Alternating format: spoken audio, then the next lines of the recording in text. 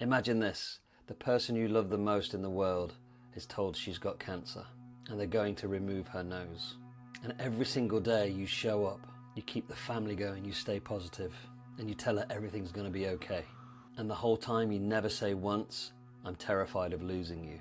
And that's not a failure of love. That's a man doing exactly what he was taught to do, to fix, to hold the line, and to protect. My guest today is Vikki Feltham. Vikki is a wife, a mother, and a cancer survivor. And she reached out to me because her husband Mark did exactly that. He showed up completely, and he disappeared emotionally at the same time. This isn't really a cancer episode. This is an episode about a man who loves someone enough to carry everything, but doesn't have the tools to say the one thing that she actually really needed. I'm scared too. Vikki talks about the anger that hit her first and what was underneath that, what she needed from Mark that Mark genuinely didn't know how to give, and something we both refer to as the landmine, which is the fear that keeps most of us terrified and silent when it matters the most. If you've ever gone silent when someone you love needed you to say the real thing, then this is for you. Welcome, Vikki, to Safe Harbour. Vikki Feltham, thank you for coming on Safe Harbour. Welcome. Thank you for having me. So, we're the Safe Harbour. This is a men's podcast, and I guess what I'm first curious about is what had you, because you reached out to me, didn't you? You through a mutual friend. Tell me first of all what had you want to reach out and speak to my male audience, predominantly male audience, about what we're going to talk about today? I think we'll get on to my story, but I've been through a lot recently, and my family and my marriage have been through a lot. And I have seen that it's been particularly difficult for both of us because of my husband's limited experience with emotions, self-awareness, and managing himself and being open to more emotional conversations. I think when life, at any point in life, it can force you into a situation where you are confronted with very uncomfortable situations, emotions, reactions, thought processes. And women just seem a lot more experienced and better equipped to deal with that. And I saw firsthand the impact it had on my relationship and my husband to have that limited emotional range and limited knowledge and experience in how to handle things like that without just suppressing it and getting really angry. Yeah. So what I'm hearing is that there's a wish for you to speak to the male audience who are going to listen to this podcast all the way through, I hope. that they'll take something away, that they'll learn something from a woman's perspective about their emotional range, because us men have an emotional range. And the conversation we had before the podcast, like last week, was something around like men have this emotional range but don't always know or have been taught how to access it. Yeah. And that can become a barrier, can't it? It can become a river between partners, and there's this yearning and need from our women in our relationships, a need for them to be able to connect to that emotional range, and some of the frustrations of they don't quite know how to do that. So maybe that's something we can talk about as well today, right?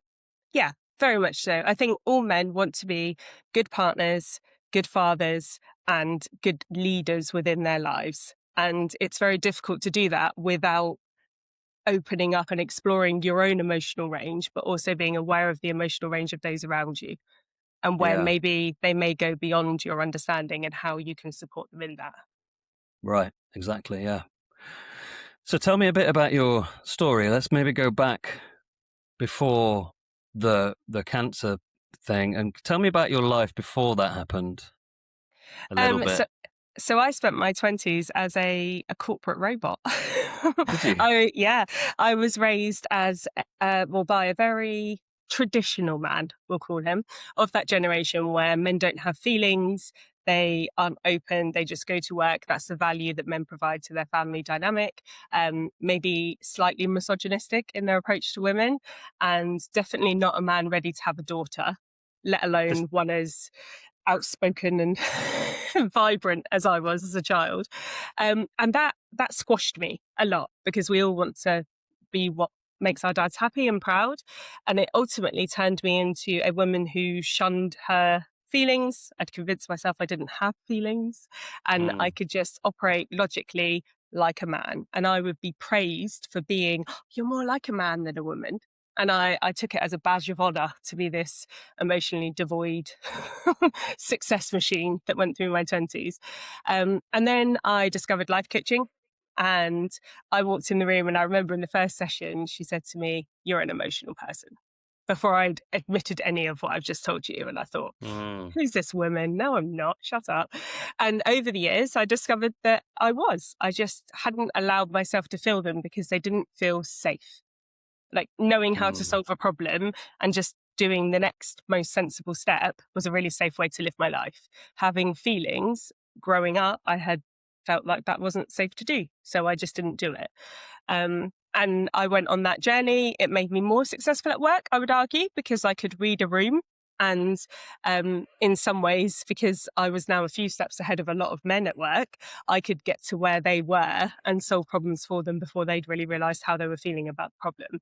So it served me really well. So I leant further and further into it and went down a route of personal development and exploration of self-awareness and my own emotional range as I went through.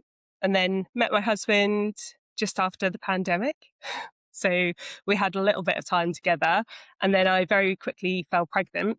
Fortunately, just after we decided that this was for keeps and it was all good. So we moved in together, got married, had a baby. He already had an older child who we had half the time. And it was all a bit of a whirlwind. Yeah. And then I went through a premature birth and a poorly baby. And then I was diagnosed with cancer. And then I was told they were removing my nose and I had to have all the treatment that followed. And I had built tools to get through this, but I also had to sit and watch my husband go through the same thing with a far more limited toolbox. Mm. Wow. So that's a lot. So when it happened and you had the diagnosis, tell me how that sort of unfolded in your life and how that affected you initially. So initially it was quite the bump because I had, as I say, I'd managed a premature baby through the first year, which is just rough.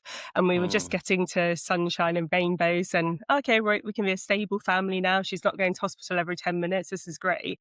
And I struggled a lot with postpartum anxiety just because of everything that was happening. And I'd never really decided if I wanted children. And then when I'd fallen pregnant, we knew we wanted the baby, but I hadn't really envisioned my life with a child. And I hadn't been exposed to that many babies. So all of a sudden I was like, what's happened to my life? And I'd had that and we were just coming out of it. But I'd had these nosebleeds in the background that I'd been seeking medical help for.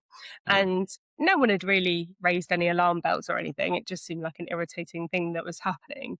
And then all of a sudden, it was cancer, and they were removing my nose because it had gone on for 4.5 years. I'd been seeing people, and it hadn't been diagnosed. So it had spread throughout my nasal tissues and the bone and things.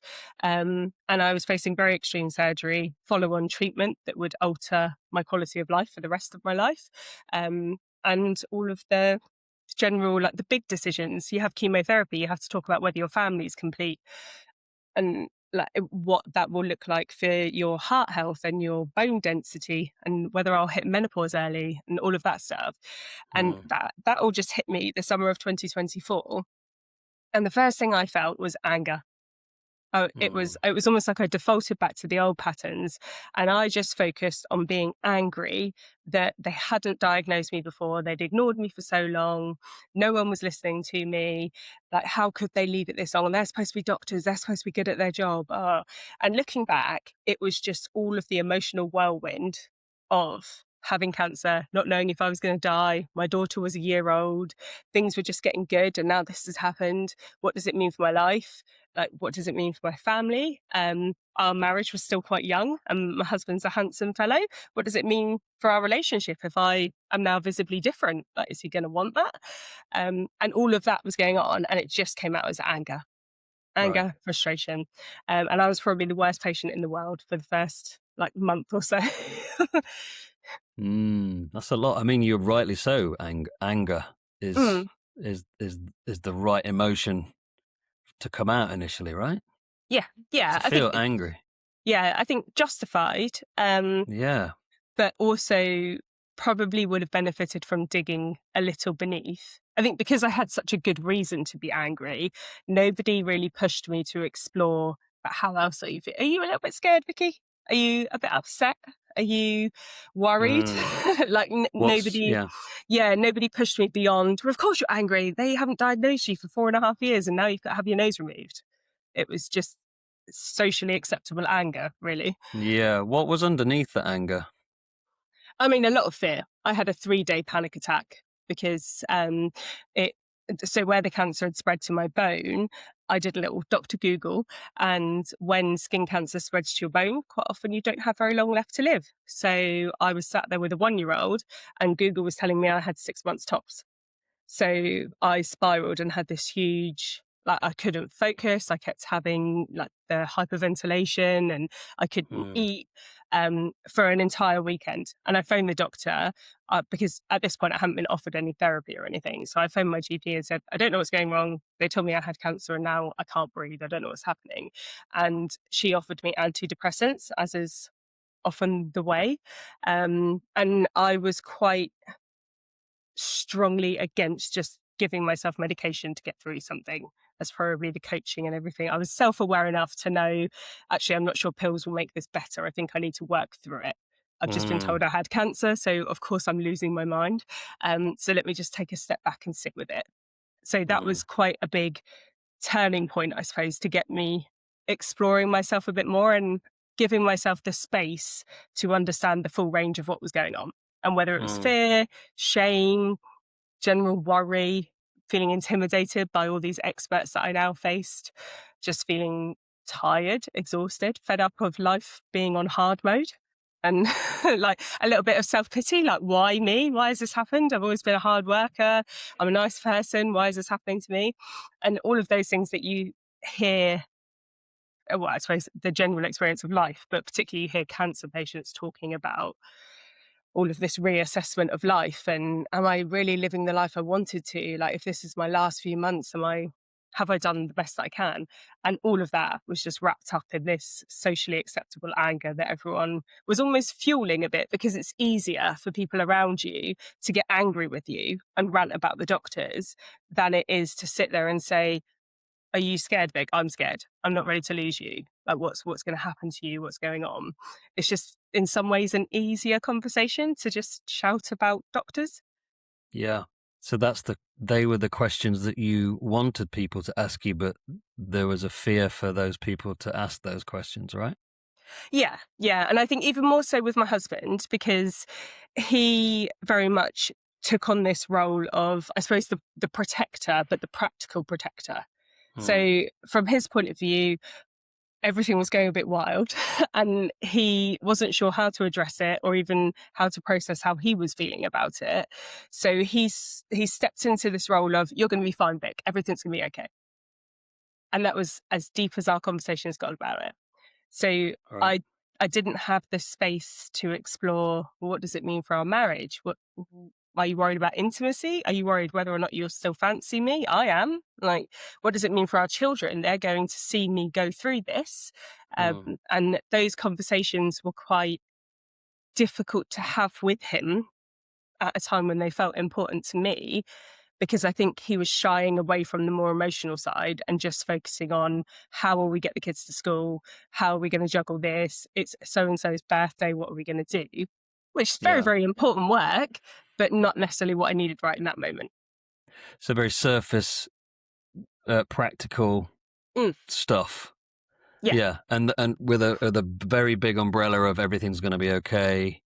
Hmm. We're going to Yeah. get through this. Yeah, optimistic, which is great, right? It's great. And most Yeah. men will be nodding, saying, "I would probably do the same. Hmm. Yeah. I Yeah. would probably Very, say the same." yeah, very important. But if I sat there and said, I'm scared I'm going to die and leave our children without a mother, he would say, you're not going to die. You're fine. You're not going to die. And it was, Mm. I appreciate that would make him feel better and it was easier for him to manage emotionally. but it wasn't the conversation that I needed. I didn't feel supported in my fear and my worry. And I don't think it made him feel better. I think it Mm. just made both of us lonelier in our relationship because we were unable to connect on the fact we were both scared that I was going to die. Yeah, Like, right. Of there's course. no way that man was sat there not scared that I was going to die. So Of course. the the lack of his skill set to be able to say and experience that fear fully meant that we just kind of felt a bit disconnected in the whole process. Mm.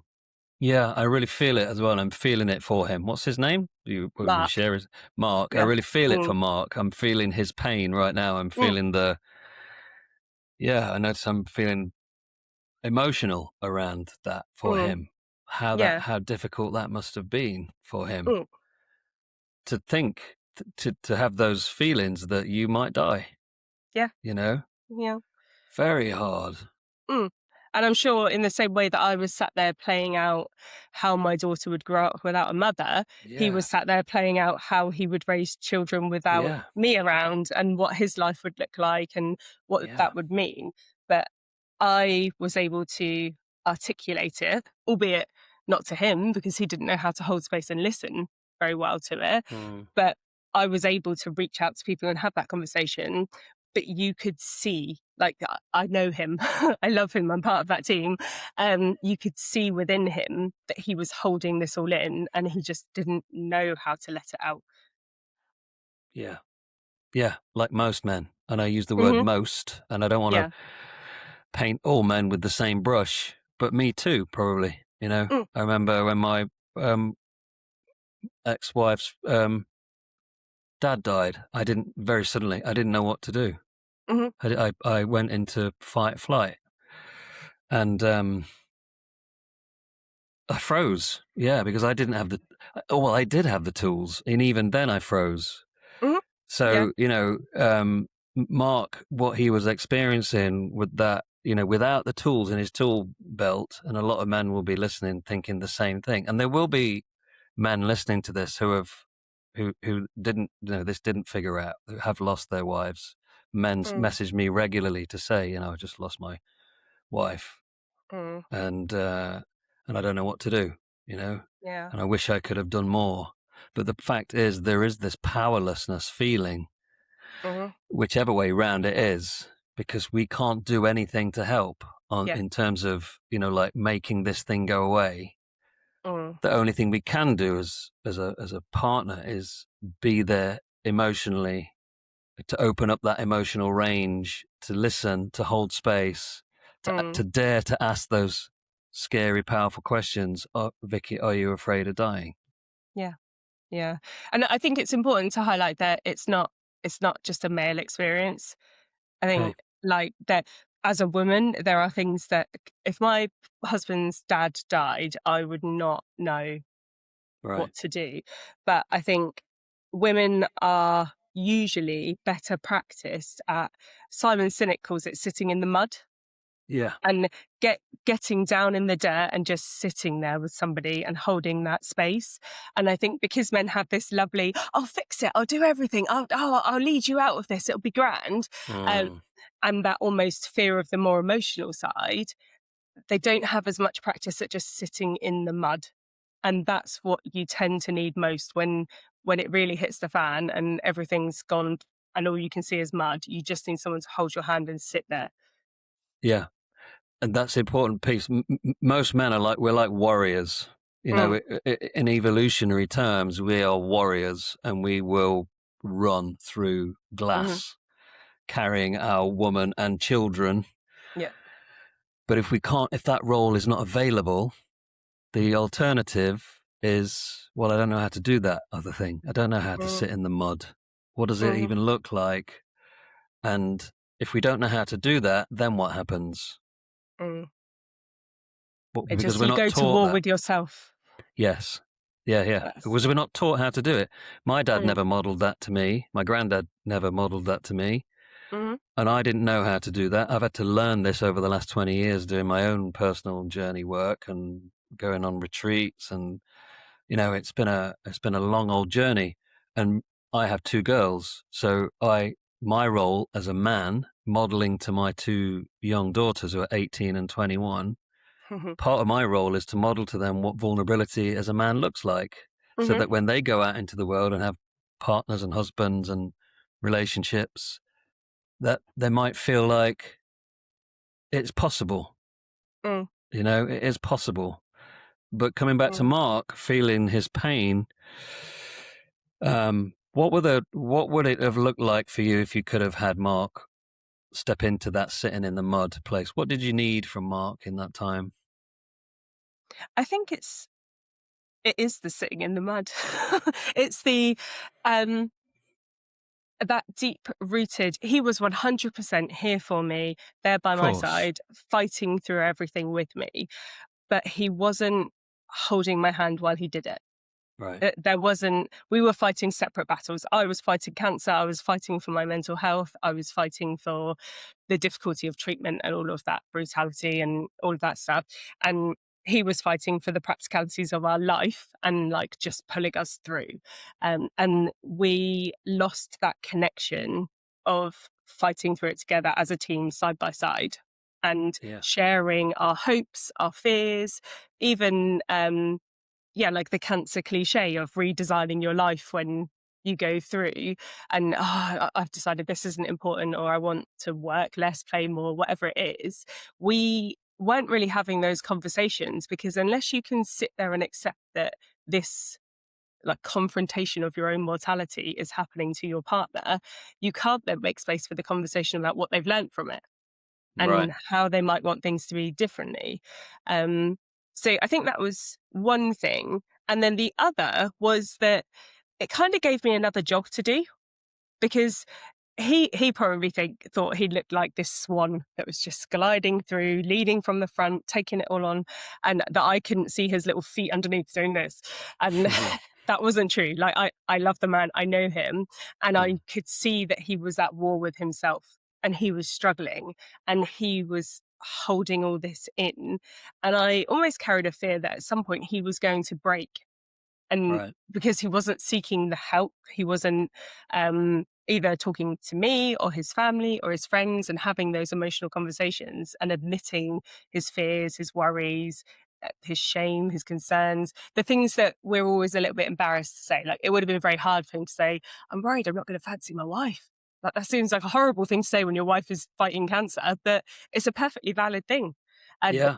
he, I think, was keeping all that in and I could see it in him. So then it became that I had to manage his emotional world as well and almost keep him on the straight and narrow and protect him from parts of my journey that I thought he wouldn't do too well with and protect his emotional safety because he wasn't able to have that two-way conversation with me about his emotional safety. So I had to focus on that part of my journey as well, just to make sure that when we got out the other side, he wasn't about to have a mental breakdown and completely fall apart, and that our marriage would still be there and we could Mm. still support each other. Yeah. Was Mark aware of that? I think he is now. Like, as we've gone through this journey, he has definitely learned a lot more and is a lot more open. And we've had some real, we went to couples therapy for a little bit. We've had some Yeah. real open conversations about I think that there's a typical conversation that happens in relationships when the woman is trying to get the man to open up and the man feels like he's being attacked. And he's like, oh, Mm. I don't know, just leave me alone. I'll get off my back and all of that stuff. And we had a few conversations like that. And then we had a few more honest conversations where I would explain, we're on the same team. I'm just trying to help you, but I need to understand how you feel. And I had to take a step back too and accept that if I were having a conversation with my friend about her feelings, I might be able to say, how do you feel? And she'd go, oh, and I think, and then maybe as the conversation progressed, she'd say, oh, and I think I feel like this as well. Now I've talked about it a bit more. But women are far more practiced at that. So when I was going to a husband and saying, how do you feel? He might need to think about it overnight and come back to me. Right. And he might benefit from, I don't know, going to a pub with his mates and kicking it around the pub table for a little bit and then come back to me and say, oh, do you know what? I was thinking the other day, and it's a bit like in a football game when, and he might have to communicate it in a different way. So I had to Yeah. really look at what I was doing and how I was holding space for him. Oh, Yeah. So it's like he had to go away and start to learn these tools a little bit to Mm, learn. Well, he was. I guess he was forced to connect to this emotional range that we spoke about in the mhm, beginning, right? Whether it was conscious or unconscious for him, it's like picking up a new tool, a power tool. But it's quite mm, complicated to learn how to use this thing, and it's got instructions. But I don't have time to read the instructions because I've got to use this thing quick. mm. Yeah, yeah, yeah. And there are really frustrating dynamics in there because when, like, if I'm more practiced than him at something, it can easily feel like I'm trying to parent him or Right. handhold him through it. And it does become a bit of a balance. So having a third party, like a couples Hmm. therapist or something there, can be helpful. But Yeah. also just almost being able to end a conversation when it's no longer productive.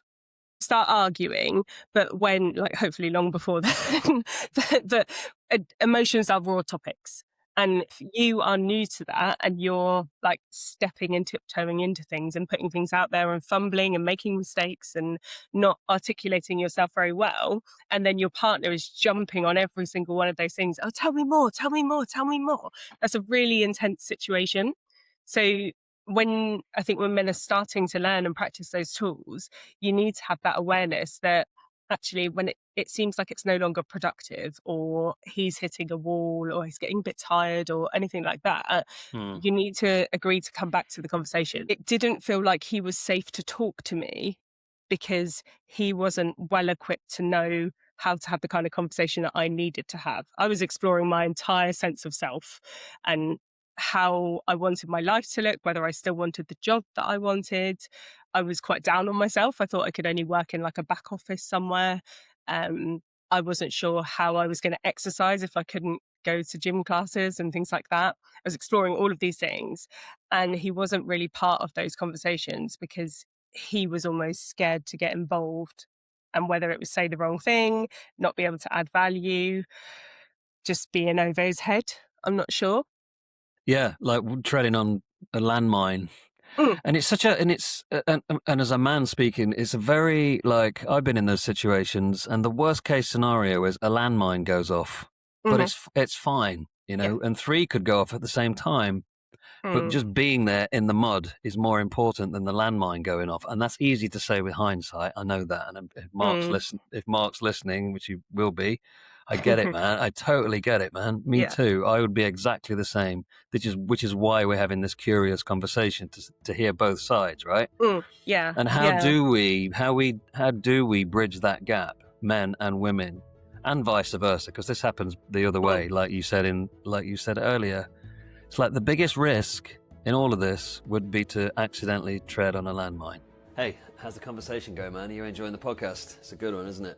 I just want to pause for a moment. I won't keep you too long.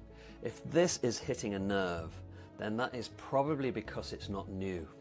It's probably because something in you knows something is wanting to change, and that moment could be right now as you're watching this. You see, most men don't need more information. They just need a moment to stop and know that this is the moment. This is the moment that change happens. You can feel it in your belly, right? It's like a little mini calling that goes, okay, this is it. Now we've got to do something. Enough of standing still. Flick off the autopilot and step into this next bit. So I've created something really simple for you in the show notes, all in there. And after this amazing conversation that you're listening to in this podcast, I invite you to go in there. Take that next step. If you feel it in your body, go in there after this podcast and check it all out. It's all there for you, man. Enjoy the rest of the conversation. This is an amazing podcast, right? Enjoy the rest of the show. Yeah. And I think whether it's because men grow up being told that men don't have feelings, or certain generations of men grow up being told they don't have feelings, you're not real men, don't cry, I'll get up, you big sissy, and all of that stuff. It's almost like men have this messaging that they're not worthy and they're not lovable if they can't navigate every situation, solve every problem, and do all of that. So stepping on a landmine, I think women are a lot more confident at handling that because, like, I love Mark. He would have to say something horrendously awful for that landmine to blow up to the extent that, I don't know, we're getting divorced or whatever his fear is. Exactly. That's Like, the ultimate. yeah, Yeah. what does he think he's going to say to me that is so bad that I would be like, no, I can't be married to you anymore. That's it.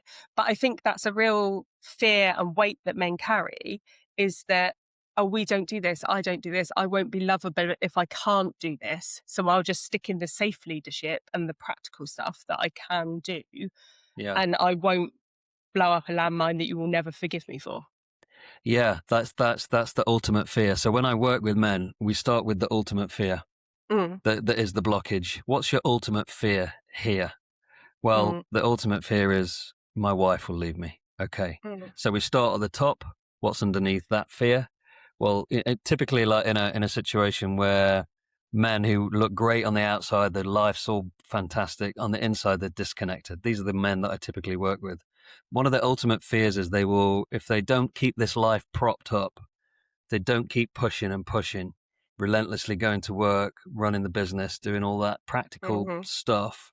If they stop doing that, then this very delicate house of cards will come tumbling down. mm, And the ultimate fear is, like we go, and what's underneath that fear? Well, if I lose my job, then I might lose the house. And what's your fear of losing the house? Well, if I lose the house, then me, my wife, and my kids will be out on the street. And mm, what's the fear under that? Well, if me, my kids, and my wife are out on the street, how am I going to fend for myself? And underneath that, until we go down and down and down. And the ultimate fear is, I don't think I can do this on my own, mm. Yeah, or something like that. yeah. And it starts right at the top. But we keep going because the ultimate fear happens so quick. It's like lightning fast. Mm, And then I get these guys to go, and what percentage of that is actually possible that you could mm, lose your house if you don't go to work for 2 weeks because you're burnt out and tired? yeah.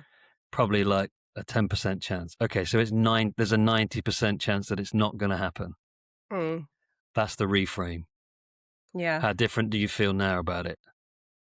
So, like Mark's ultimate fear would have been that you would leave him because you said something so horrific Mm, that he can't go back on it and fix it. yeah. Yeah. That's the And I ultimate think, fear. yeah. And I think it would have to be pretty extreme. But I can say that as somebody who knows, I know emotional safety. I know, Yeah, like, I'm quite comfortable in that arena, but I appreciate if you're new to the arena, it all feels unsafe. And you would think that, I don't know, by saying something callous or careless, or that would become a huge issue. And you would then blow up your entire life and leave your husband for it. And I just don't think it's as dangerous as I would argue lead men to believe it is, because there's a lot of social media content and things about women overreacting to things that men have said just to get views and to get clickbait and things. And I don't think that helps, because that then makes men feel unsafe to voice how they feel and to sure. say things. I think my friends would say things to me. Like, my mum said to me when they told me they were going to remove my nose, my mum said, "Oh, you'll look like Voldemort." Like, that is, like, it's fine. Wow. You're dealing with something like with humor and with, like, she just didn't know how to react in the situation. So she was like, "I'll make it funny." And she later said, Landmine. yeah, she was like, "I'm really sorry. That was probably really blunt." And I was like, "Do you know what? It was funny. It was engaging. Like, yeah, you could have been kinder, but, like, fine. Yeah, This is the safe place. We all have emotional reactions that we're a little bit embarrassed about later. yeah. But I think women are more practiced and used to that. So when men come and they're developing their tools, like, that can seem terrifying. Like, once my mum had said it and my husband saw that it became comic relief, now Mark says it all the time. He's Right. like, that's a thing. It's just an in joke now. But he never would have said that to me, even if he thought it, which he probably did because he has great banter. But he never would have said it to me in the early days before my mum made it okay. Yeah. Um, and I think, yeah, things like that are just, it feels dangerous when you're new to it. But your mum didn't need permission or safety to say it. No, because we've got years of emotional language between us. Even when I was an emotional robot, and I didn't grow up in this loving, caring, emotionally open household. But the work I've done on myself, and then my mum has lent in and explored herself, and our relationship has developed. So we've Yeah. got a good few years now of being able to have emotional conversations like that. Like, she was my mum while I had a tiny premature baby, and she'd had Mm. premature twins. So we had that connection, and we've learned an emotional language and a way of dealing with each other. And we've also learned that we both think we're good people, so we can show our uglier sides and our, Right. like, less socially acceptable sides and make mistakes and set off landmines and things like that. But it's safe because we just care about each other. We know that we're inherently good. We're not trying to hurt each other. Yeah. So if Mark had permission and safety, Mm. what would that have looked like? How would that have been different? I think he would have been a lot more open about his fears, particularly when it comes to like how his friends might react, and like the more social reaction of his wife looking differently. Yeah. Um, I think he would have been more open about his fears around intimacy, like even not just being visibly different, but your wife being delicate on chemotherapy makes you feel like you need to handle her with kid gloves, and or certainly he's confessed that that's how that made him feel. And I Mm. think he would have much earlier on said, I don't really know how to cuddle you because I don't know what hurts and what doesn't, and I don't Mm. know what's happening. um I think he would have been more open about how difficult it was for him. Like seeing someone you love go through that is not easy. No. But I don't think once on our journey did Mark say, "This is really hard." Like, I'm Yeah. emotionally wrung out because I care about you and this is horrible to see. Oddly, he said it when I was in labour. He was like, "I'm not having a good time." But I think we've created like a social media and a social script around that to say, Mm. like, men sitting in chairs going, "Oh, I'm glad my chair's comfy." And it's become a bit of a social joke, hasn't it, about it being tough Mm. to see your partner in labour. And we haven't done that for everything yet. And that's always the permission slip that men get, is when the world starts to joke about it a little bit and be honest, then men feel like they can be. So how do women create permission and safety for their men? Hmm. It very much depends on your relationship, I think. I think because I knew the difference that emotional range and safety had made to me, I was very quick to almost point out that Mark wasn't really exploring his Mm. and might make himself feel worse through doing so.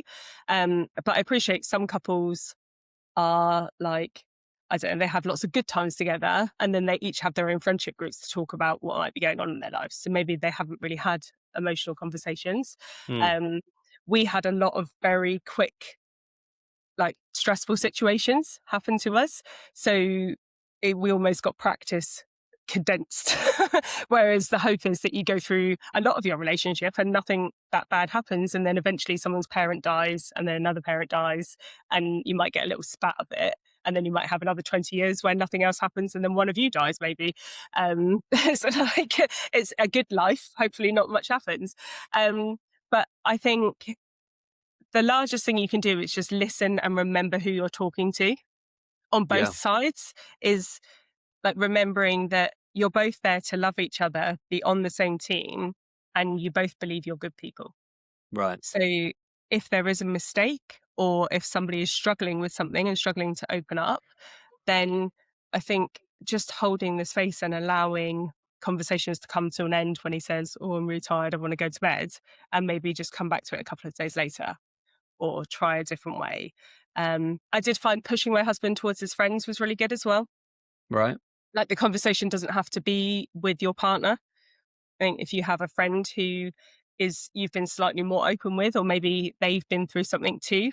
My husband had a friend that they were struggling to conceive. So he's got something else going on in his life. And it can be quite healthy to reach out to another man and just say, "Oh, I'm finding this quite hard." And then Yeah. in a way, you're meeting each other on a similar level. Yeah. Exactly. Well, this is how Andy's Man Club, and there Mm, are many yeah. others, men's sharing spaces where we come together and we talk about all of this stuff. There's Mm. one I co-host one in Stroud here, which is a new one, but there's I think 500 now across the UK. Oh, wow. And these are places where it's totally free. It's a charity. It's all paid for. A non-judgmental space where men can just come and share without Mm, beer, without being in a pub, without alcohol, because I think alcohol can sometimes um, shut men down. I mm, think if we're sober and we're sitting in a space where other men are sharing their situation, what they're going through, doesn't have to be the same thing, but men that come to my group, our group, on a range of attempting own life, all the way through to I've just had twins and I'm Mhm. knackered. Yeah. A whole range of things, and Mm. they're not a luxury; these are essential. Yeah. Yeah. I Men think have, we said, oh, yeah, sorry. men have been sitting around fires for hundreds of thousands of years, and women, Yeah. but we're talking about men. Why men don't talk here? Mm. And as soon as men come through that door, the hardest bit is getting through the door. Mm. Like Yeah. men accepting that I'm not coping with this thing on my own. Mm. I'm now going to go and sit with a bunch of other guys. I'm shit scared of what that might look like. Am I going to be good enough? Am I going to sound cool? Am I, all of that Mm. bullshit that comes with men opening up about what they're going through. Yeah. Once they get over that threshold and come through the door, and once men come once, they're like hooked, Yeah. addicted. It's like, Yeah. this is great. I love this. Men share with me, like, we're even getting referred men from NHS now to Andy's Men Club. I love It's that. brilliant, man. It's just Mm. so cool, and it's available. It's all over the country now. Yeah. That's what men need. Men need permission, and men Mm. need safety. Two Yeah. things. That's all we need. Yeah. And so my question earlier was how do our women create that in our relationships? How do Mm. women create safety and permission? And that was my question. And like Mm. practically, what did that look like for you when you started to navigate this and you started to have the reconstruction surgery and everything Mm. start to feel a bit more settled? Was there a point Yeah. where Mark started to feel a bit safer and Mm. felt like he had more permission to go there? I think asking the question, like for me, when I would ask him how he felt, but I removed my expectation of how we should answer that question. Hmm. He didn't always have to dive into his feelings and what was going on and what was happening for him. Like some days, he might just want to say, I'm okay. And then equally, I might ask him a few hours later and he'd say, oh, actually, I saw this on TV and I didn't really like it. So that was a really big one, is almost me not trying to be in charge of the emotional part of our relationship Yeah. and say, right, we're going to have a conversation about how scary all this is now, and just saying, oh, how are you doing? And yes, I wouldn't always accept I'm fine, because that's where he liked to go. Hmm. But just teasing it out of him instead of expecting it to be a full on emotional conversation every time, I think was very helpful. And that gave him permission to like slowly and safely explore his feelings. He didn't feel Yeah. like every time he said, I'm sad, he then had to have a 30-minute conversation about how sad he was. He could Right. just say, I'm feeling a bit sad today. Like, it's been tough, hasn't it? And a lot of our early conversations were just, it's been a ride. Mm. It has been wild. And Yeah. just that admission for him seemed to like free him up a little bit, and just he was allowed to say, this has been really hard and Yeah. I don't know what to do. And equally, like I would give him safe things to say. So I appreciate my situation is quite unique, but I went for a photo shoot after I'd been reconstructed to get some headshots done, and they put a full face of makeup on. And it was the first time I'd had a full face of makeup and got all like glammed up since everything had happened. And I came home and you could see he was like, oh, you look beautiful. But he didn't know how to say it because he felt like he was going to be offensive, and he didn't know, Right. am I saying the wrong thing by saying you look beautiful? And I said, oh, I look pretty hot when I put a bit of effort in, right? And I gave him that permission to say, oh, yeah, okay. Yeah, you do. You Yeah. look really good. And to see that it was safe to acknowledge I looked good when I had makeup on and you couldn't see all of my scars. So I think almost like holding space for men too, and Mm. recognizing that it's not super easy peasy for anyone, but particularly for men who have spent their lives being told, oh, you shouldn't be doing this and you shouldn't be crying and you shouldn't be, I don't know, saying things that could offend other people, and you have to be delicate with women all the time and all of that stuff that we do to men. I think holding the space and being able to say, actually, it's okay. It's Mm. okay you admit this is hard. It's okay if you admit that I look better with makeup on. It's like, it's fine. It's okay. And that's not just really serious stuff. Like if I turn around to my husband and say, "Oh, I haven't taken great care of myself. I put on a bit of weight," he will say, "Oh, I was worried about you. I thought like you stopped going running. Are you okay?" And Yeah. that's just a day-to-day emotional conversation that you would have where he's holding genuine concern. I'm not putting myself first and going for a run. But Yeah. I've given him permission and safety to say, you can approach me about that, and it's There you fine. go. So that's the permission and the safety, because Mm, it has to. The woman, I guess, as men, we're looking for we're looking for the women in our lives to instigate the permission and the safety, mm, because it's like a game of chess, almost, isn't it? It's like, well, if I mhm. move this piece here, then you move that piece there, Yeah, and then there's this. yeah, Here we go. Now we can go there. yeah, Now we yeah. can talk about that thing. But I Um, also think we need to check ourselves a little bit, because I think like when you and I spoke before, we were talking about third spaces and how, yeah. like you've said about Andy's Man Club, how that's providing spaces for men who are, I suppose, open to the idea of exploring more. But we've lost so many, like pub culture is dying, churches, community services, little Mm. tool sheds and things where men used to get, even just going to B&Q on a weekend and you stand in the aisles and chat like your dad would. He'd take you to the tool shop and you'd be there for an hour, like, and he's just chatting about stuff like the traditional barber's shop where you'd all go in and be waiting in a queue and men would talk. And scientifically, they've Mm. shown men talk when they're sat next to each other, not when they're confronting each other. And women are so easy to like dismiss things that men do together, like go to the footy, play golf, go and hang out with your mate in the pool club, go for a trail run. Like my husband does that quite a lot with his friends. Go for a little trail run with your friends. And Yeah. it's so easy to be like, oh, you just don't want to be with the kids, or oh, just going out for beers in the footy, are you? And make it seem like nothing. But those are the important spaces where men are connecting, because you're sat Essential. side by side.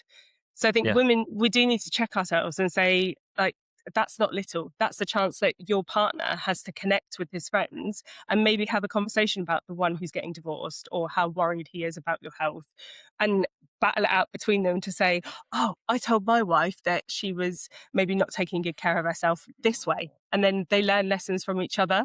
So Yeah. we do need to check ourselves a bit. We can't just have the expectations and then diminish the efforts that men do make. Love that. Thank you for naming that.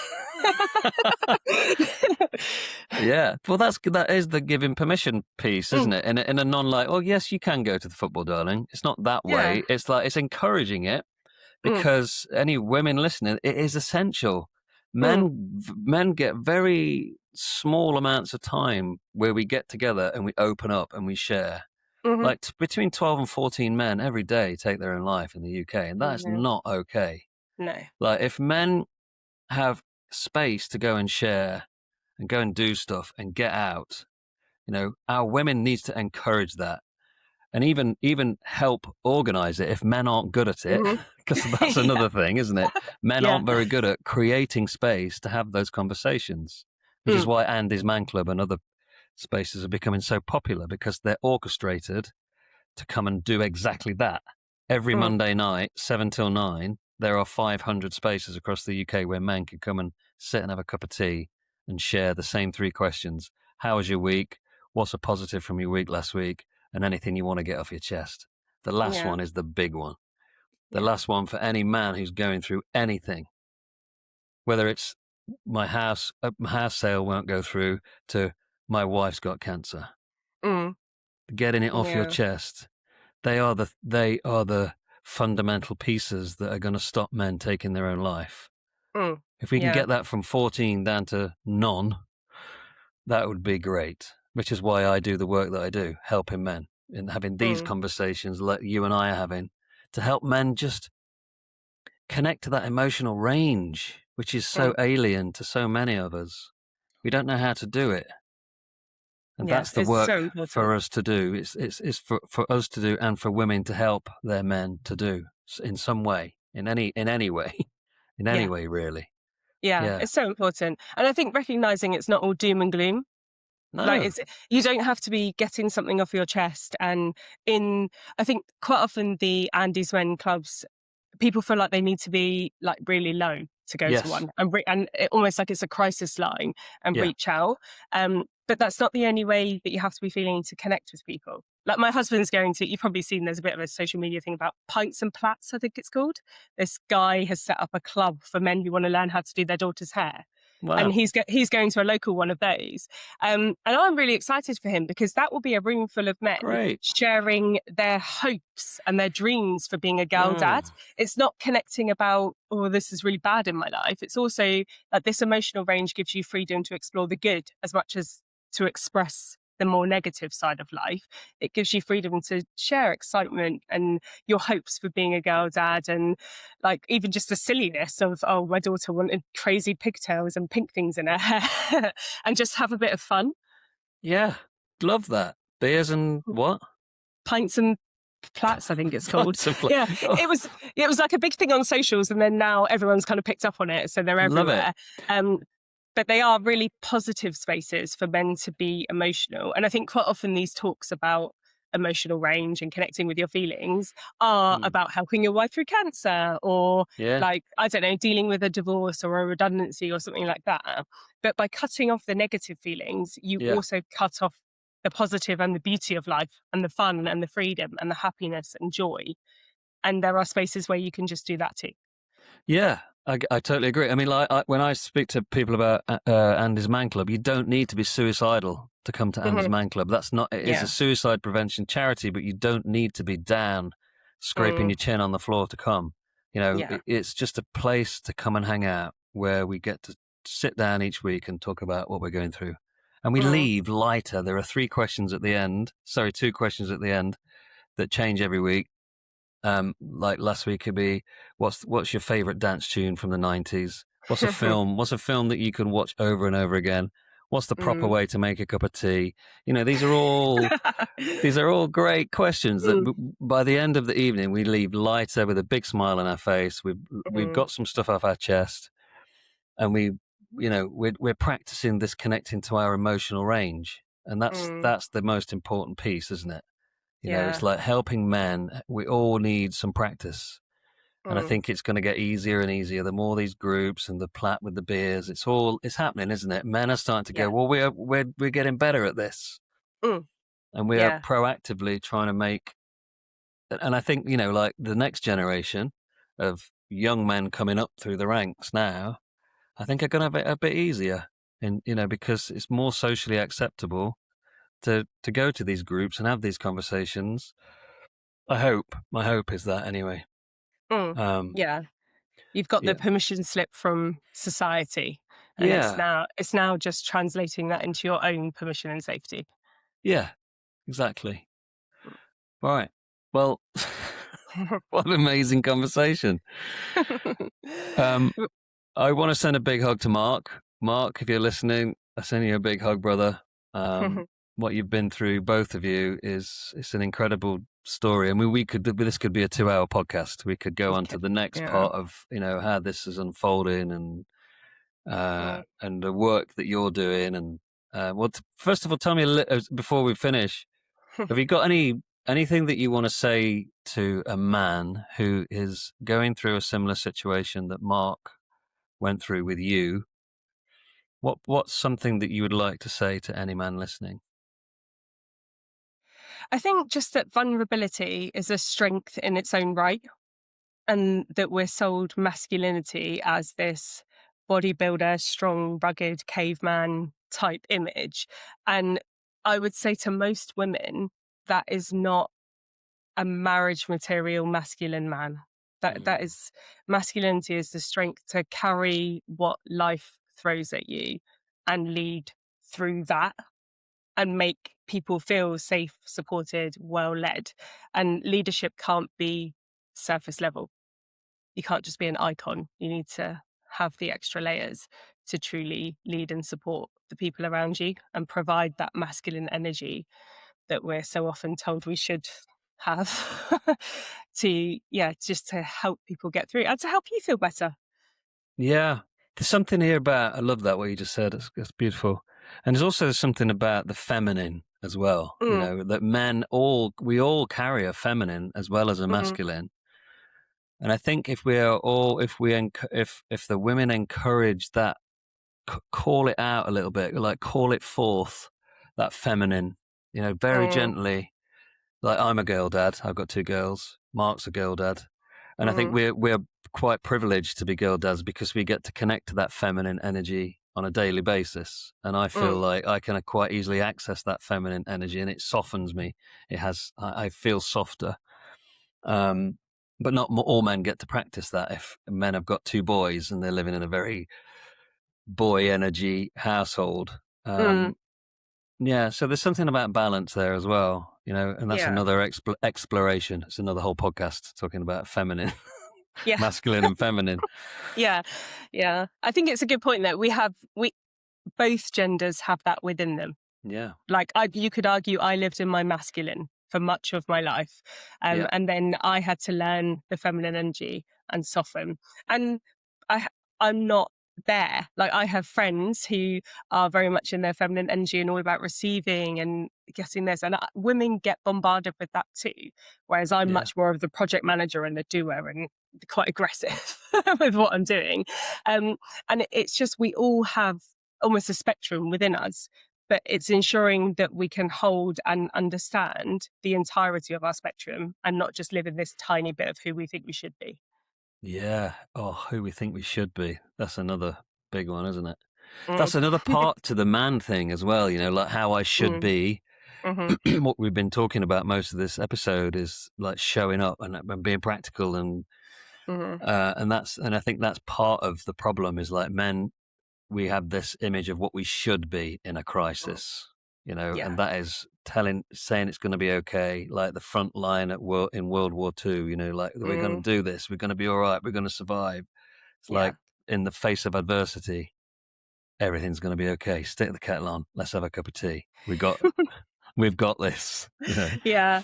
the Yeah. opposite of that is like this could all go wrong, and Mm, I'm fucking terrified. yeah. Absolutely terrified is not a place a lot of men feel comfortable to go to. Mm, Yeah. yeah. Yeah. So that's the work. That's the hard bit.